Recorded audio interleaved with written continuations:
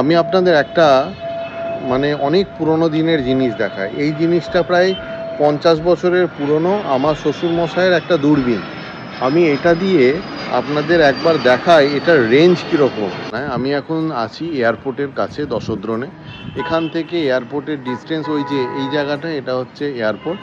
এটা প্রায় 3 kilometre Arial distance. দেখে মনে হচ্ছে এটা কোনো একটা রাশিয়ান ব্র্যান্ড হবে।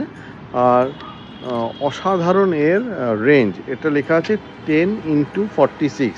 তো আগে এটা জুম ক্যাপাবিলিটি দেখায়।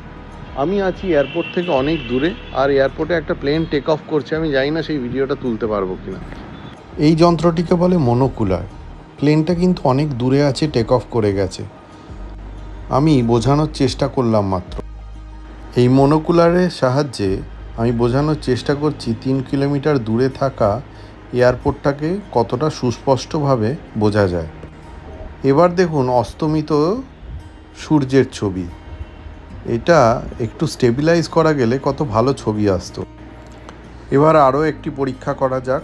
ওই দূরে যে মাল্টি কালারের বাড়িটা আছে তার ছাদে দাঁড়িয়ে আছে দুটি ছেলে। আর আমি মোবাইল ক্যামেরা দিয়ে জুম করার চেষ্টা করে দেখাচ্ছি যে যদি মোবাইল ক্যামেরাতে বোঝানো যায়। এর থেকে বেশি জুম আমার মোবাইল ক্যামেরাতে হবে না। এবারে আমি মনোকুলারটা সেট করে দেখাতে চাই যে ওদের ফেসটা কতটা ক্লিয়ারলি বোঝা যায় এই মনোকুলারটির সাহায্যে। এই পুরো সেটআপটা আমি পুরো হাতে করে ধরে আছি বলে আমার হাত কাঁপার দরুন খুব একটা ভালো করে স্টেবিলাইজ করতে পারছি না। এটা আমার দেখা প্রথম মনোকুলার, আর এর বিল্ড কোয়ালিটি কিন্তু অসাধারণ। তাহলে বুঝতে পারলেন এর রেঞ্জটা কেমন। দূরের এই সুপ্রিম ট্যাঙ্কটা দেখতে পাচ্ছেন, এক ভদ্রমহিলা ভদ্রলোক সঙ্গে বাচ্চা আছে, ওরা পেছনেই ঠিক এয়ারপোর্টের জায়গাটা। এবার এটা কতটা দূরে আমি আপনাদের দেখাই। রেডি, 1 2 3 গো। বুঝতে পারছেন কিছু ক্যামেরাতে?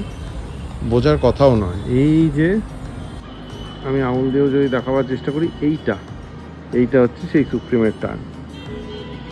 এটা আমার 3x জুম করে, আমি যদি জুমটা আবার কমাতে শুরু করি, এটাতে কিছুই বোঝা যাচ্ছে।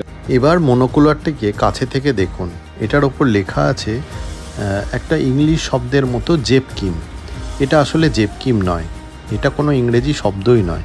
এটার নাম হলো বারকুট।